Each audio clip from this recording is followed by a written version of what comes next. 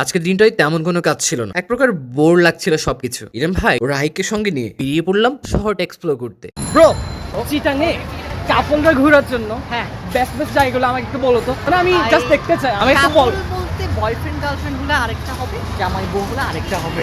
এখন তুমি কোন কাদেরকে ইন্ডিকেট করে মানে বিষয়টা বলতে চাচ্ছ, এটা একটু বলো আমাকে। ये फंस गया सी है। চট্টগ্রামে বয়ফ্রেন্ড গার্লফ্রেন্ডে ঘুরে যে এমন কিছু জায়গা আছে, Boyfriend এগুলো girlfriend সিক্রেট, কেন আমি বলবো? সিক্রেট, আমি এগুলো তোমাদেরকে বলি। এখানে চিটাঙে একটা কবরস্থান আছে যেখানে বয়ফ্রেন্ড গার্লফ্রেন্ডরা কবর জিয়ারত করতে যায় না, তোরা ওখানে প্রেম করতে যায় বস। শহরের ভেতর যে এত চমৎকার জায়গা আছে তা আগে কখনোই এইভাবে দেখা হয়নি। এটা মূলত একটা নার্সারি। ব্রো হাঁটতে হাঁটতে একটা আজাইরা প্লেসে চলে আসলাম। আমি জানি না এখানে কারা আছে, বাট এমনি হাঁটতে একটা টাইম পাস করার আমার জন্য প্লেসটা সুন্দর লাগছে তাই। আছে। আরে আসার পিছনের রহস্যটা বলো। আচ্ছা হাঁটতে হাঁটতে এসব কি দেখা? একপাশে পাহাড় আর পাহাড় ঘেঁষেই বিভিন্ন গাছের চাষ, একদম ন্যাচারাল পরিবেশ, চারপাশটা সবুজে ঘেরা। ইরম ভাই আর রাহিক তো দেখে রীতিমতো অবাকই বনে গেল।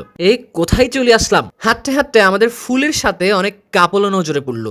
বুঝতে আর বাকি রইল না এত ফুলের গাছ থাকতে ফুলের সংখ্যা কম হওয়ার কারণ। এর মধ্যে আমার হঠাৎ নজরে আসলো বাঁশ গাছ। আমরা সবসময় যে জিনিসটা খেতে অভ্যস্ত, একটা খুব সুন্দর একটা ইন্টারেস্টিং একটা গাছ, আমার সবচেয়ে ফেভারিট একটা গাছ, বাঁশ গাছ। এই লাইফে যদি বাঁশ কখনো না খান আপনি কখনোই সিরিয়াস হবেন না।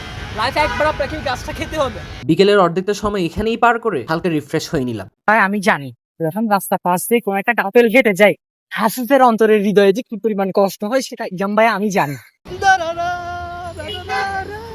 এরপর একটু জ্ঞান লাভ করতে লাইব্রেরিতে গেলাম। খুব শান্ত ও মনোরম পরিবেশে সবাই জ্ঞান অর্জন করছে। ভিডিও করা নিষেধ থাকা সত্ত্বেও আমি ভিডিও করলাম। কিছু সময় বই পড়ে রাস্তার আনহেলদি ফুড খেয়ে আজকের ভিডিও শেষ করলাম।